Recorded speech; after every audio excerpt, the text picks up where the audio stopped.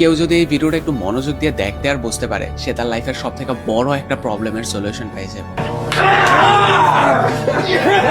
2007 সালের 12 জানুয়ারি নিউ ইয়র্কের বুস্টন শহরের একটা ব্যস্ততম ট্রেন স্টেশনের এক পাশে একটা লোক পরিমার্জিত ড্রেস পরে violin বাজাইতেছিল।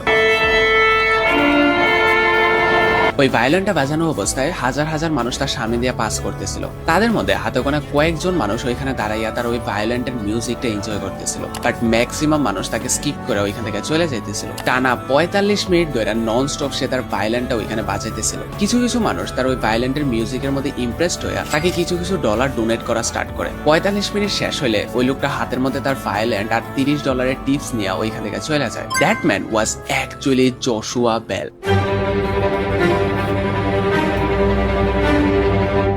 Hi, I'm Joshua Bell, and this is Living the Classical Life. যে কিনা এক সময় পুরো পৃথিবীর সব থেকে ফেমাস ভায়োলিনিস্ট ছিল। এন্ড ট্রেন স্টেশনে এই ভায়োলিনটা বাজানোর 2 দিন আগে বুস্টনের সিম্ফনি হলের মধ্যে সে তার সেম ভায়োলিনটা ইউজ করে আরেকটা মিউজিক প্লে করতেছিল। বাট মোস্ট সারপ্রাইজিংলি যে সকল অডিয়েন্স তার ওই ভায়োলিনের মিউজিক শুনতে আসছিল, সেইখানে প্রতিটা টিকেটের দাম ছিল $100 থেকে $1000 পর্যন্ত। যে ভায়োলিনটা দিয়ে সে এত দর্শকের সামনে ওই হলের মধ্যে মিউজিকটা প্লে করছিল, ওই সেম ভায়োলিনটা ইউজ করে সে ওই ট্রেন স্টেশনের মধ্যে ওই মিউজিকটা প্লে করতেছিল। এন্ড ওই ভায়োলিনটার কস্ট ছিল প্রায় $3.5 মিলিয়ন। এবং যেই মিউজিকটা সে ওই ট্রেন স্টেশনের মধ্যে প্লে করতেছিল, এটা ছিল তার লাইফের সব থেকে প্রেশিয়াস একটা music. But the main question is, the music was the same, the talent was the same, but value different কেন? It was actually about the place.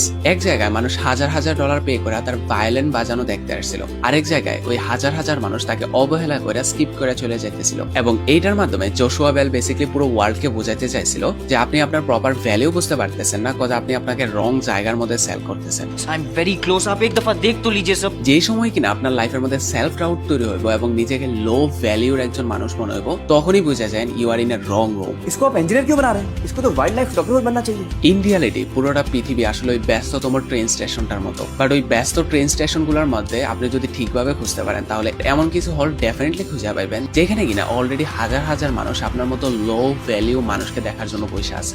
Mom, I just want an Oscar.